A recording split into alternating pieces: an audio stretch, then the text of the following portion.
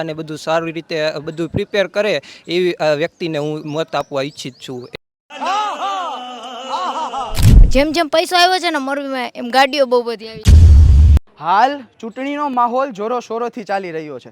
એવામાં પણ દર વર્ષ કરતાં આ વર્ષે નવા વોટર્સ જે છે એઓ તો કીડિયારાની જેમ ઉભરાયેલા છે. તો આપને આજે તમે પૂછવાના છીએ તેમને કે તમે જો ફર્સ્ટ ટાઈમ વોટિંગ કરવાના છો તો તમારી એક્સાઇટમેન્ટ તમારી કેવી છે, અને અલગ અલગ ક્વેશ્ચન ચૂંટણીને લગતા આપણે એમને આજે પૂછવાના છીએ. જે પાર્ટી આપણા દેશના હિત માટે ચાહે છે એ જ પાર્ટીને આપણે વોટ કરશું. બરાબર.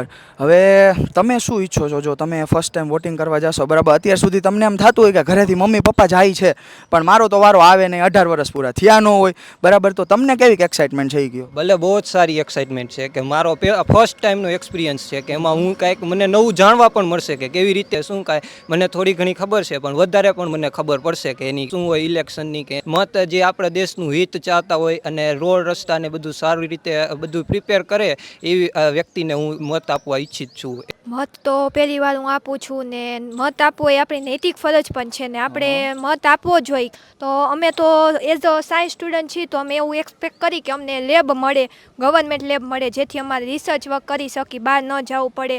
પછી ઘણા ઓલ્ડર્સ હોય તો એમને લાઇબ્રેરીમાં જવું હોય યંગસ્ટરને, પછી ઓલ્ડર્સ છે એમને ગાર્ડન એવો કંઈ બનાવવો, પાર્ક, કે જેથી લોકો એમનો ટાઈમ સ્પેન્ડ કરી શકે. બરાબર, એટલે ટૂંકમાં ભણવા માટે સરકારી કોલેજ કે સ્કૂલની ડિમાન્ડ છે. બરાબર, સહી પકડે હે. હું મારો કિંમતી મત સરકારને આપું છું તો સરકાર પાસેથી એવી આશા રાખું છું કે જે મેડિકલ કોલેજ બને છે મોરબીમાં, ડેવલપમેન્ટ ચાલુ છે, એનું કન્સ્ટ્રક્શન જલ્દીથી પૂરું થાય જેથી વધારે સ્ટુડન્ટ એડમિશન લઈ શકે. અને કોલેજ બને છે તો આજુબાજુના ગામડાથી બધા સ્ટડી માટે આવશે તો કોલેજ તથા પીજીની વ્યવસ્થા પણ કરે જેથી સ્ટુડન્ટને સફર ન કરવું પડે. પહેલાં તો છે ને મોરબીના રસ્તાઓનું, કેમ કે મોરબીમાં આવે છે ને બહુ બધી ગાડીઓને જેમ જેમ પૈસો આવ્યો છે ને મોરબીમાં એમ ગાડીઓ બહુ બધી આવી છે.